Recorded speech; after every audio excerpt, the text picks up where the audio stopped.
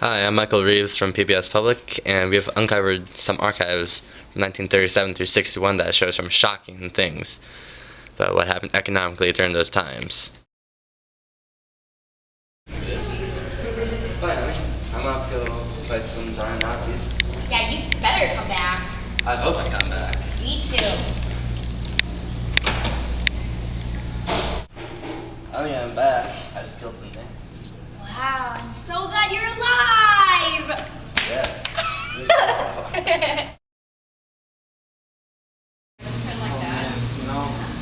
I just got drafted. Feeling kind of scared about this one. It's okay, man. They need some help, and they need a lot of it. Oh, I can't do it, man! Curry, get back here! We need you!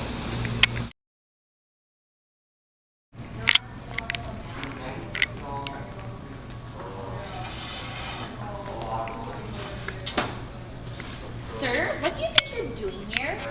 I'm calling to order a meal. Do you know what store this is? No.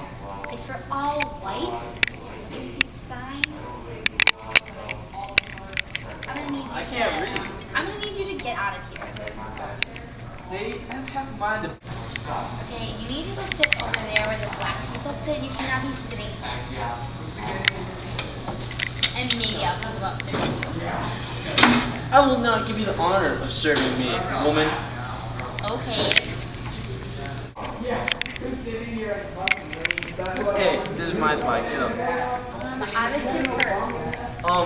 You're woman and black. That's a double negative. Now leave. This bus is packed. I am old and I need to sit here.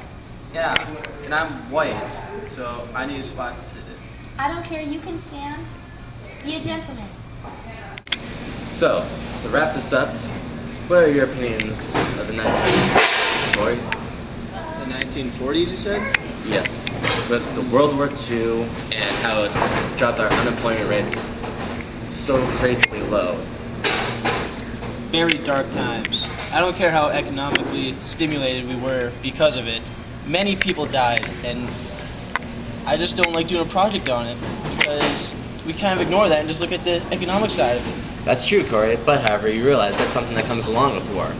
And either way, that was also good for our economy because people were working, people were making money, and only downside were there were high taxes on personal and corporal income, which President Truman stated.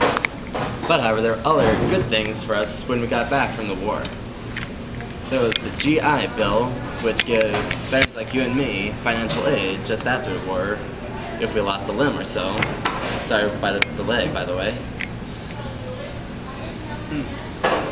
But I think you forgot to mention how it started the Cold War.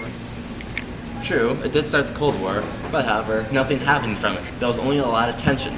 Would you rather have a lot of tension, or go straight from World War II fighting Nazis, straight to fighting the Russians, and straight to Vietnam afterwards? That's not a sign of a very peaceful society. But our nuclear power buildup, not only ours, but across the world, has really been a controversial topic. And, you know, that all stemmed from World War II and how it created the Cold War.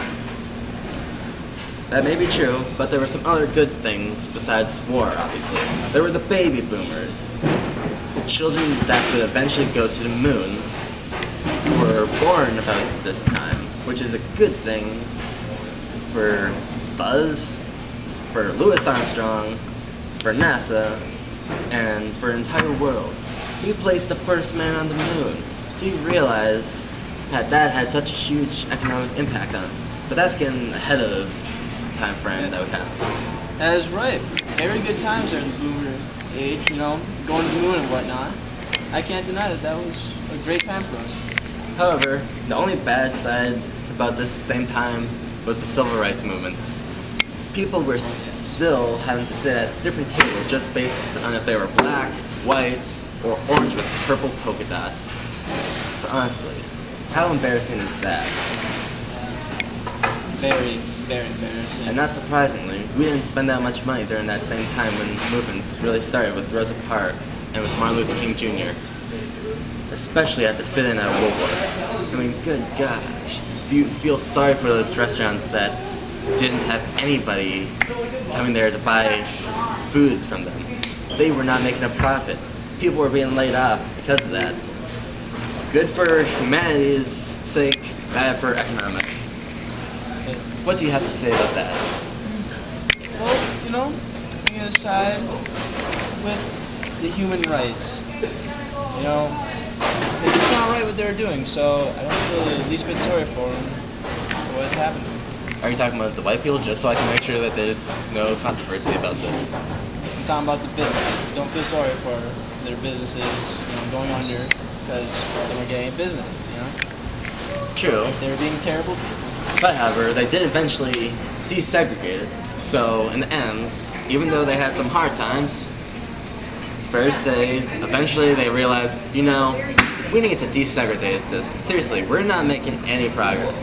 Heck, I just laid off my favorite guy from meat department. That's not cool. Yes.